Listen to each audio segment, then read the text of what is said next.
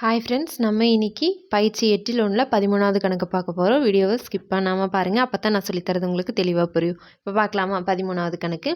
50 மாணவர்கள் 100 மீட்டர் தூரத்தை கடக்க எடுத்துக்கொண்ட கால அளவுகள் கீழே கொடுக்கப்பட்டுள்ளன. அவற்றின் திட்ட விளக்கம் காண்க அப்படின்னு கேட்டிருக்காங்க.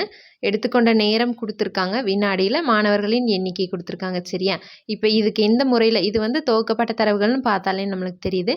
இதுக்கு எந்த முறையில் நம்ம திட்ட விளக்கம் போடலாம் அப்படின்னு ஈஸியாக இருக்கிறது ஊகச்சராசரி முறை. அப்போ ஊகச்சராசரி முறையிலேயே போடலாம் பாருங்கள். ஊகச்சராசரி முறையில் திட்ட விளக்கம் கணக்கிடுறதுக்கான ஃபார்முலாவை ஃபஸ்ட்டு எழுதிடலாம். எழுதிட்டோம் அப்படின்னா நம்மளுக்கு டேபிள் எப்படி போடணுங்கிறது, என்னென்ன தேவைப்படுங்கிறது தெரிஞ்சிடும். நான் எழுதுகிற பாருங்கள். திட்ட விளக்கம்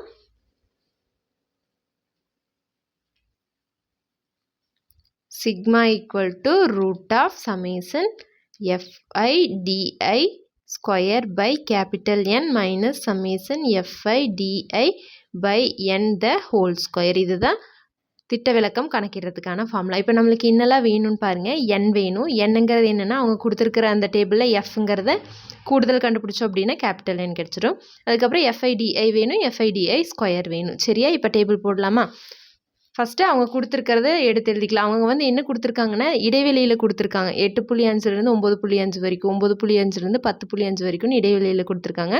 இதிலேருந்து நம்ம எக்ஸ்ஐ கண்டுபிடிக்க போகிறோம். எப்படின்னா இதுக்கு நடுவில் இருக்கிற மதிப்பு தான் எக்ஸ்ஐ. இங்கே நான் போடுற பாருங்கள். ஃபஸ்ட்டு அவங்க கொடுத்துருக்கிறத எடுத்து எழுதுகிறேன். நேரம் எடுத்து எழுதலாம் பாருங்கள். 8.5லேருந்து 9.5 வரைக்கும், அடுத்து 9.5லேருந்து 10.5 வரைக்கும், 10.5லேருந்து 11.5 வரைக்கும், 11.5லேருந்து 12.5, அடுத்து 12.5லேருந்து 13.5. சரியா? இப்போ எடுத்து எழுதிட்டோம். இப்போ எக்ஸ்ஐங்கிறது மைய மதிப்பு, அதாவது இதில் நடுவில் இருக்கிற மதிப்பு தான் எக்ஸ்ஐ. இப்போ பாருங்கள், 8.5 9.5 ரெண்டுக்கு நடுவில் இருக்கிற மதிப்பு என்ன? 9. இதில் இந்த ரெண்டுக்கும் நடுவில் இருக்கிற மதிப்பு 10. அடுத்து 10.5க்கும் 11.5க்கும் நடுவில் இருக்கிற மதிப்பு 11. இது 11.5க்கும் 12.5க்கும் நடுவில் 12. 12.5க்கும் 13.5க்கும் நடுவில் 13. சரியா? இப்போ எக்ஸ்ஐ நம்ம கண்டுபிடிச்சிட்டோம். அடுத்து எஃப்ஐ. எஃப்ஐங்கிறது ஒன்றும் இல்லை, அவங்க கொடுத்துருக்காது அப்படியே எடுத்து எழுதிடலாம் பாருங்கள். என்னெல்லாம் கொடுத்துருக்காங்க? 6, 8, 17, 10, 9. இப்போது அதுதான் நான் சொன்னேன். இந்த எஃப்ஐ எல்லாத்தையுமே கூட்டணும் அப்படின்னா கேபிட்டல் என் நம்மளுக்கு ஃபார்முலாவில் தேவைப்படுது, அது கிடச்சிரும். இப்போ கேபிட்டல் என் ஈக்குவல் டு இது எல்லாம் கூட்டலாம் பாருங்கள். 8 கூட்டினா 14, 14 ஒரு 17 31, 31 ஒரு 10 41, 41 ஒரு 9 50ன்னு வருது. அப்போ கேபிட்டல் என் ஈக்குவல் டு 50. இப்போ பாருங்கள், அடுத்து டிஐ கண்டுபிடிக்கணுமா? டிஐக்கான formula D I equal to x i minus ஏங்கிறது தான். ஏங்கிறது இங்கே என்ன? ஊகச்சராசரி. ஊகச்சராசரி எப்படி கண்டுபிடிப்போம்? எக்ஸ்ஐ மதிப்பில் நடுவில் இருக்கிற மதிப்பு தான் ஊகச்சராசரி. இப்போ இங்கே பாருங்கள், 5 இருக்கா? 1 2 3 4 5 மதிப்பு இருக்குது. மேலே 2 விட்டுருங்க, கீழே 2 விட்டுருங்க. அப்போ நடுவில் இருக்கிற மதிப்பு என்ன? 11. அதுதான் ஏ ஈக்குவல் டு 11. அப்போ இங்கே எப்படி எடுத்துப்போம்? DI equal to x i minus 11. அதாவது எக்ஸ்ஐயிலிருந்து 11 கழித்து இங்கே போடணும். இப்போ 9லேருந்து 11 கழிக்கணும். 9ல் சின்ன நம்பர்லேருந்து பெரிய நம்பர் போகாது. அப்போ பெரிய நம்பர்லேருந்து சின்ன நம்பரை கழிச்சு பெரிய நம்பரோட குறியை போட்டுடலாம் பாருங்கள். 11லேருந்து 9 போச்சுன்னா 2, பெரிய நம்பரோட குறி -2. அடுத்து இங்கே 11லேருந்து 10 போச்சுன்னா 1, பெரிய நம்பரோட குறி -1. 11லேருந்து 11 போச்சுன்னா 0, 12லேருந்து 11 போச்சுன்னா 1, 13லேருந்து 11 போச்சுன்னா 2. சரியா? இப்போ டிஐ கண்டுபிடிச்சிட்டோம். அடுத்து டிஐ ஸ்கொயரும் போட்டுடலாம் பாருங்கள். ஸ்கொயர் பண்ணும்போது மைனஸ் எல்லாம் மைனஸ் இன்ட்டு மைனஸ் ப்ளஸ்ன்னு ஆயிரும். இப்போ வெறும் நம்பர் மட்டும் ஸ்கொயர் பண்ணி பண்ணால் போதும். 2 2 4, 1 1 0க்கு 0, 1 1 2 2 4.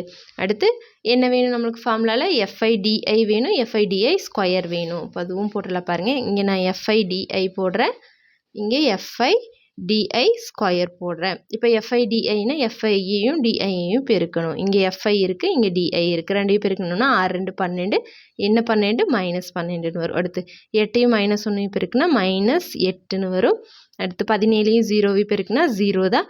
10யும் 1யும் பெருக்குனா 10, இங்கே 0, இங்கே 10. அடுத்து 9யும் 2யும் பெருக்குனா 9 2 18. இப்போ இதுக்கு தானே கூடுதல் கண்டுபிடிக்கணும், அதுதான் நம்மளுக்கு வேணும். இப்போ summation FI DI equal to இது எல்லாமே கூட்டலாம் பாருங்கள். ப்ளஸ்லேயும் இருக்குது, மைனஸ்லேயும் இருக்குது.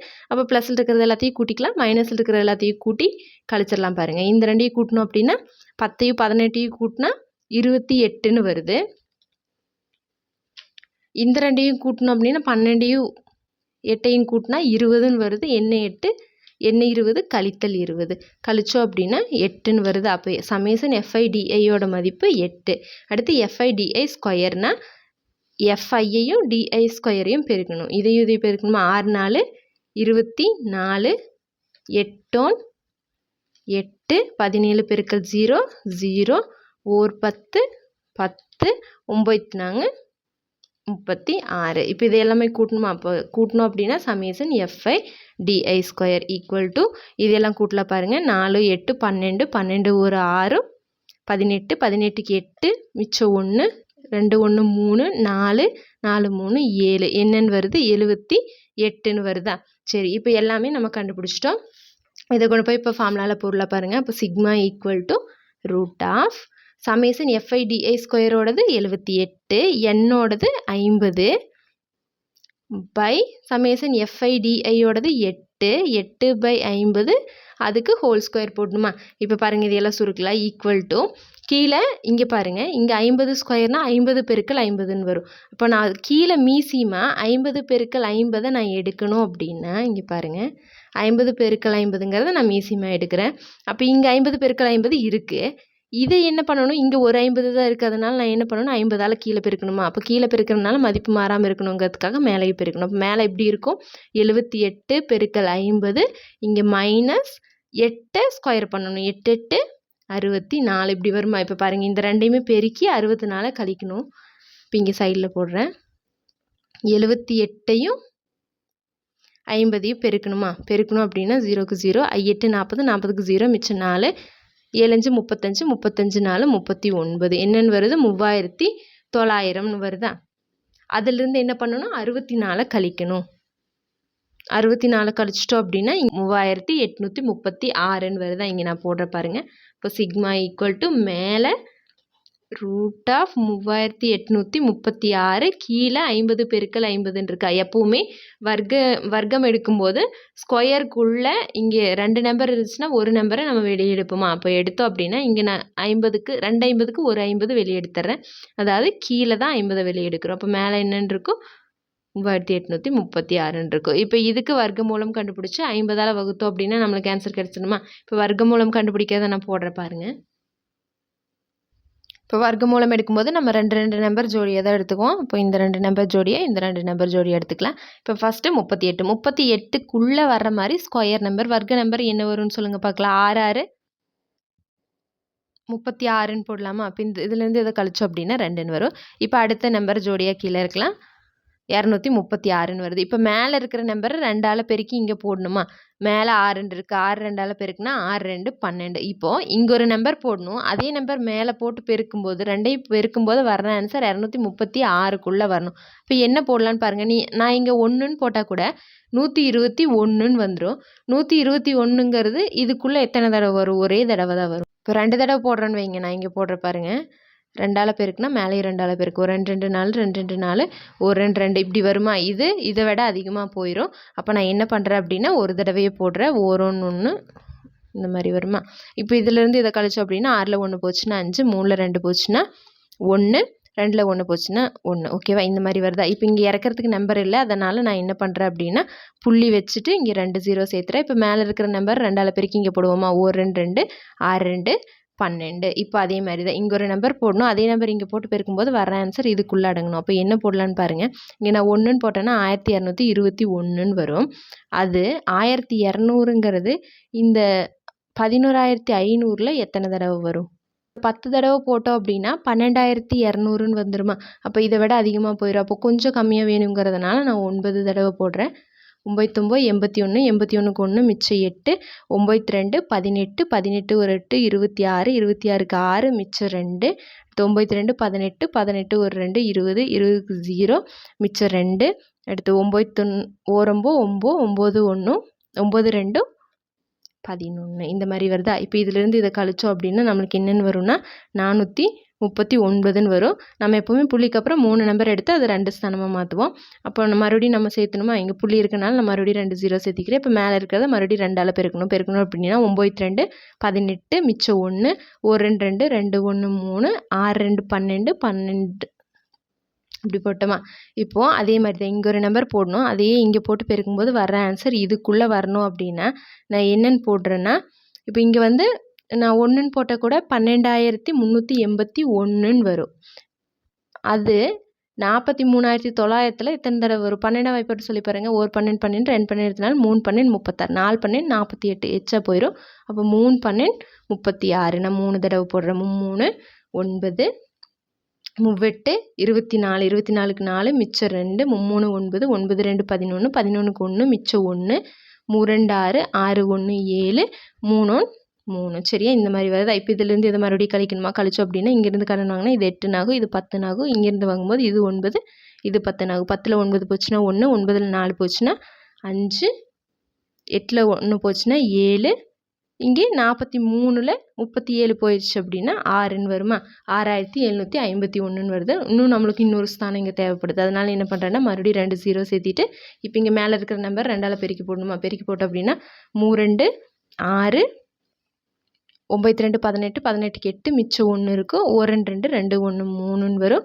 6 2 12. இப்போது இங்கே அதே மாதிரி இங்கே ஒரு நம்பர் போடணும். அதே நம்பர் இங்கே போட்டு பெருக்கும்போது வர்ற ஆன்சர் இதுக்குள்ளே வரணும் அப்படின்னா நம்ம என்னென்னு போடலான்னு பாருங்கள். அதாவது 1ன்னு நான் போட்டேன்னா கூட 1,23,860ன்னு வரும். இங்கே என்னென்னு இருக்குது? 6,75,100ன்னு இருக்குது. அப்போ இது எத்தனை தடவை வரும்னு நினைக்கிறீங்க? ஒரு 5 தடவை தான் வரும். 5 தடவை போட்டோம் அப்படின்னா 5 25 மீதி 2 5 30 32 32 மிச்சம் 3 8 40 43 43 மிச்சம் 4 3 5 5 3 19 19க்கு 9 மிச்சம் 1 2 10 10 1 11 11க்கு 1 மிச்சம் 1 1 5 5 1 6 ஓகேவா? இதுக்குள்ளே அடங்கிடுச்சு. அப்போ இதோட நம்ம ஸ்டாப் பண்ணிக்கலாம். நம்மளுக்கு தேவையானது இங்கே புள்ளிக்கு அப்புறம் 3 நம்பர் கிடச்சிருக்கு. இதை எப்படி எடுக்கலான்னு பாருங்கள். 61.9 இந்த 3வது நம்பர் 5ஆவோ 5 விட அதிகமாகவும் இருந்துச்சுன்னா பக்கத்து நம்பர் கூட 1 சேர்த்துலாம். இங்கே 5ன்னு இருக்கனால அப்போ இந்த நம்பர் கூட 1 சேர்த்து 3ங்கிறது நான் என்னென்னு போடுறேன் அப்படின்னா 4ன்னு போடுறேன். இப்போ இது கொண்டு போய் எங்கே போடலாம் பாருங்கள். நம்மளுக்கு இதை வர்க்கமூலம் எடுத்தப்போ வந்த ஆன்சர் என்ன? சிக்மா ஈக்குவல் டு இங்கே 1/50ன்னு அப்படியே இருக்குது. இங்கே வந்த ஆன்சர் என்னது? பெருக்கல் 61.94ன்னு வந்ததா? இப்போ இந்த நம்பரை இதால் வகுத்தோம் அப்படின்னா நம்மளுக்கு ஆன்சர் வந்துடும். இப்போ நான் இங்கேயே வகுக்கிற பாருங்கள். 61.94 50ஆல் வகுத்தோம் அப்படின்னா 61ல் ஃபஸ்ட்டு எத்தனை தடவை 50 வரும்? ஒரே தடவை தான் வரும். ஒரு 50 50 மிச்சம் எவ்வளோ இருக்குது? 11 இருக்குது. அடுத்து இங்கே புள்ளி இருக்கனால நான் புள்ளி வச்சுட்டு அடுத்த ஒரு நம்பரை நான் கீழே இருக்கிறேன். 119ல் எத்தனை தடவை 50 வரும்? 2 தடவை போட்டோன்னா 100ன்னு வரும். அப்போ மிச்சம் 19 இருக்குமா? இப்போ அடுத்த நம்பர் நான் கீழே இருக்கிறேன். 194ல் எத்தனை தடவை 50 வரும்? 3 தடவை. 3 தடவை போட்டோம் அப்படின்னா 150ன்னு வந்துடும். அப்போ மிச்சம் எத்தனை தடவை இருக்குது? 44ங்கிறது மிச்சம் இருக்குது. இப்போ நம்ம இங்கே எப்போவுமே புள்ளிக்கு அப்புறம் 3 ஸ்தானம் எடுத்து அதை 2 ஸ்தானமாக மாற்றுவோம். அப்போ என்ன பண்ணுறேன்னா இன்னொரு ஸ்தானம் வேணும். இங்கே நம்பர் இல்லாதனால நான் 0 போடுறேன். 0 போட்டால் 440. 440ல் எத்தனை தடவை 50ன்னு வரும்? 8 5 40ன்னு வருமா? அப்போ 400ன்னு வரும். சரியா? இந்த மாதிரி இப்போ போய்கிட்டே இருக்கும். இப்போ நம்ம இதோட ஸ்டாப் பண்ணிக்கலாம். இதை எப்படி எடுக்கலான்னு பாருங்கள். 1.2 இங்கே 3வது நம்பர் 5 விட அதிகமாக இருக்கனால பக்கத்து நம்பர் கூட 1 சேர்த்து எழுதணும் அப்படின்னா 2 3ங்கிறது 4ன்னு ஆயிரும். அப்போ நம்மளோட ஆன்சர் சிக்மாவோட வேல்யூ தோராயமாக 1.24 அவ்வளோதான். ஓகே ஃப்ரெண்ட்ஸ், நம்ம சேனலில் போடுற வீடியோஸ் உங்களுக்கு ஈஸியாக இருக்குது அப்படின்னா நம்ம சேனலை சப்ஸ்கிரைப் பண்ணிவிட்டு பெல் ஐக்கான் கொடுத்து வச்சுக்கோங்க. அப்படியே உங்கள் ஃப்ரெண்ட்ஸ்க்கு ஷேர் பண்ணுங்கள். தேங்க்யூ.